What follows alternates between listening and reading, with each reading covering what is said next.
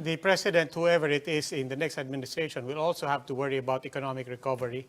Will also have to worry about the livelihoods of people. People have lost salaries, money, and so on. How do you address the concerns of people that climate discussions are not only esoteric?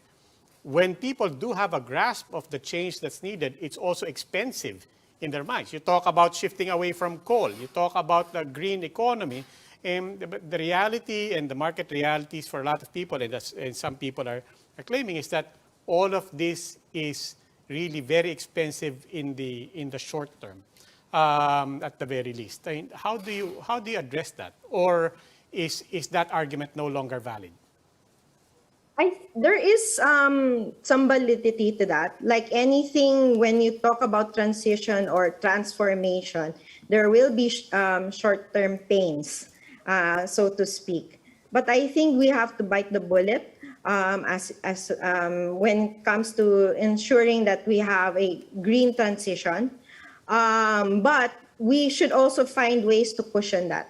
And one is ensuring that we have clear policies. The policies should not just be like in terms of economics, but should really permeate into our social and political fiber. We should also ensure not only the financing, but also preparing and capacitating, our people even down to the ground. When you go to the rural areas, they can't feel climate change. They cannot express it the way, scientists would say what climate change is all about.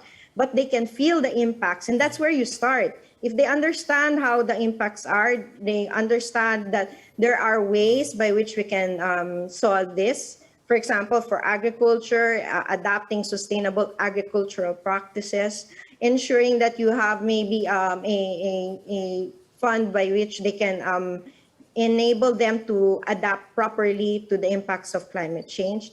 These are things that even our leaders should put in place and ensure that people also understand that they can access this readily.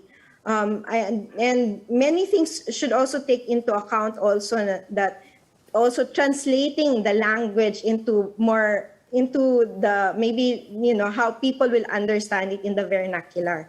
Kasi nga, when you talk about climate change, ano ang climate change? Pagbabago ng klima ba yan? Nagbabago ng klima ba yan? Even the language has to be also something that we will have to get our people to get comfortable with, and even in this transition. But everything is already moving.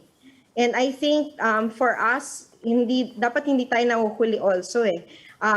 We should also ensure na that everyone is also up to speed on how this transition is going to happen. And it's happening faster than we know it. We just want also that while we're doing it, we're ensuring that no one is left behind. Ensuring also that by ensuring that no one is left behind, you're also including the justice and equity in the equation as well. Well, in the short term, before election day, in the middle of this pandemic, is there something that you want to see that can help in climate change mitigation? I think one thing that we want to see is ensure that there is a clear-cut policy in terms of how we handle the energy transition. We still do not have an energy transition plan.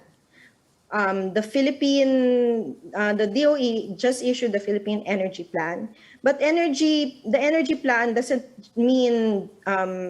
take into account other aspects when you talk about energy transition. It should also encompass how we're relating to, for example, nature in terms of our energy use, how we're relating also to other economic systems. So I think one is we should have an energy transition plan, but also we should also include also the National Adaptation Plan, which we're still waiting from the Climate Change Commission. Clearly, if we're going to be feeling the impacts of climate change, and we're already feeling it, dapat ready na tayo with that adaptation plan. That's not just like a paper on the shelf, but really going down to the barangays, that they understand what this is, how it can help them what is their role, and how each and every one of us can also contribute to climate resiliency through adaptation. Maybe also ensure that there is financing. I think to commend the DOF as well as the Bangko Sentral, there is a sustainable finance framework. So they're really getting our financial system and institutions already on board on sustainability. But I think there should also be more, not just capacity building, but really more understanding of how this sustainability should permeate the operations of our financial institutions, and eventually also ensure that there is access to financing for clean projects, clean and environmental projects. Only can we, when they have financing, can we ensure that we have, these projects really go up on the ground.